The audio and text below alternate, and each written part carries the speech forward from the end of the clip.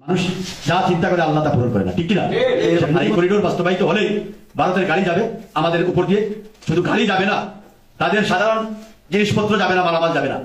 এই রাস্তা দিয়ে তাদের আর্মস যাবে, গোলা বারুদ যাবে, তাদের সোলজাররা যাবে। এবং আমার দেশের উপর দিয়ে তাদের রাস্তা দেওয়ার পর তাদের সোলজার তাদের গোলা বারুদ যদি যায়, ভারতের মতো বিশাল রাষ্ট্র, বাংলাদেশের মতো ছোট রাষ্ট্র, এই রাষ্ট্রের কোনো স্বাধীন অস্তিত্ব থাকবে বলেন? থাকবে না। আসসালামু আলাইকুম ওয়া রাহমাতুল্লাহ। দর্শক, আজকে বিএনপি নেতা ইলিয়াস হোসেনের একটা বক্তব্য আপনারা শুনবেন। আর বিশেষ করে বিএনপির মির্জা ফখরুল, রুহুল কবির রিজভী এবং মির্জা আব্বাস, এদেরকে বিএনপি নেতা ইলিয়াস হোসেনের বক্তব্য শোনা প্রয়োজন। একজন প্রকৃত দেশপ্রেমিকের কথা, একজন রাজনৈতিক দলের নেতার কথা এমনই হওয়া উচিত।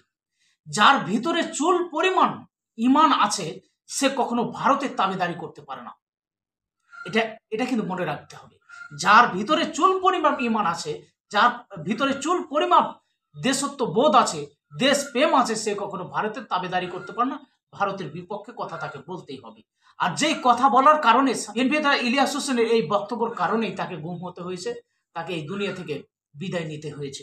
তো আসলে আমরা সেই বক্তব্যটি শুনে আসি যে আসলে নেতা হলে তো এমনই হওয়া উচিত যার ভিতরে দেশপ্রেম থাকবে। যার ভিতরে চুল পরিমাণ দেশপ্রেম থাকে না, সে তো আসলে কখনো নেতা হতে পারে না। তো আসলে আমরা সেই ইলিয়াস হোসেনের সেই বক্তব্যটি আমরা শুনে আছি। সেই আসলে এই বক্তব্যের মাঝে কি আছে, এই বক্তব্যটা শুনলে আপনি সত্যি অবাক হবেন যে বিএনপির ভিতরে এমন আদর্শবাদী একজন নেতা ছিল, দেশপ্রেমিক নেতা ছিল, যে নেতাটাকে আসলে আমরা হারিয়ে ফেলেছি।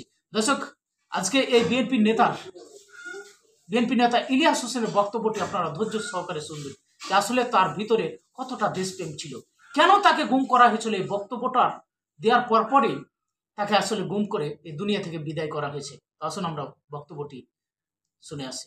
মানুষ যা চিন্তা করে আল্লাহ তা পূরণ করে না, ঠিক কিনা?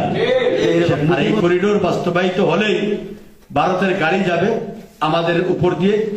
শুধু গাড়ি যাবে না, তাদের সাধারণ জিনিসপত্র যাবে না, মালামাল যাবে না।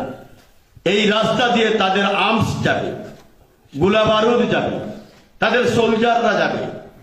এবং আমার দেশের উপর দিয়ে তাদের রাস্তা দেওয়ার পর তাদের সোলজার তাদের গোলা বারুদ যদি যায়, ভারতের মতো বিশাল রাষ্ট্র, বাংলাদেশের মতো ছোট রাষ্ট্র, এই রাষ্ট্রের কোন স্বাধীন অস্তিত্ব থাকবে বলেন? থাকবে না।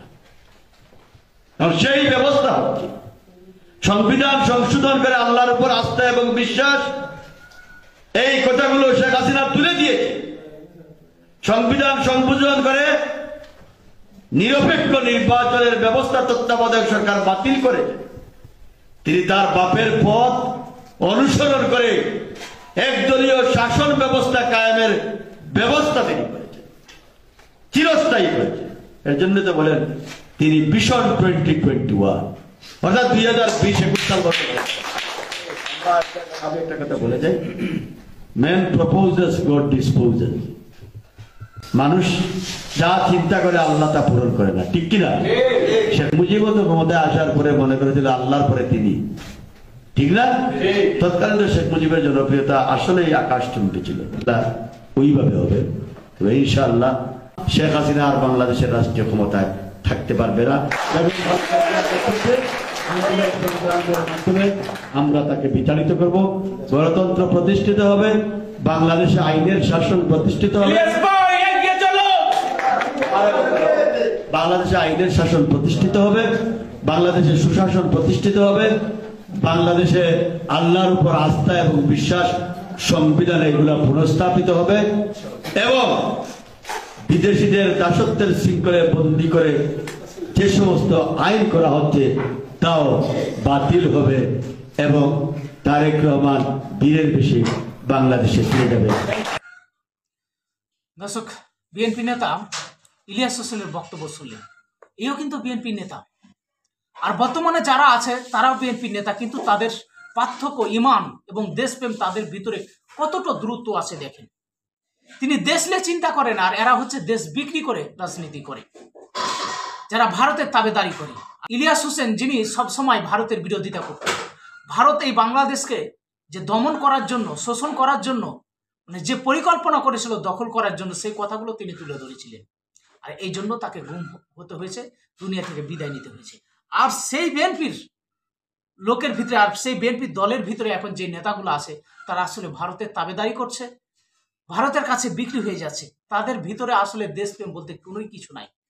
বরঞ্চ আমরা শুনতে পাচ্ছি উল্টোটা, যে এই বিএনপি নেতা ইলিয়াস হোসেনকে যে গুম করা হয়েছিল সেটা তো আওয়ামী লীগ করেছে, আওয়ামী লীগের সাথে বিএনপির কিছু নেতাও জড়িত।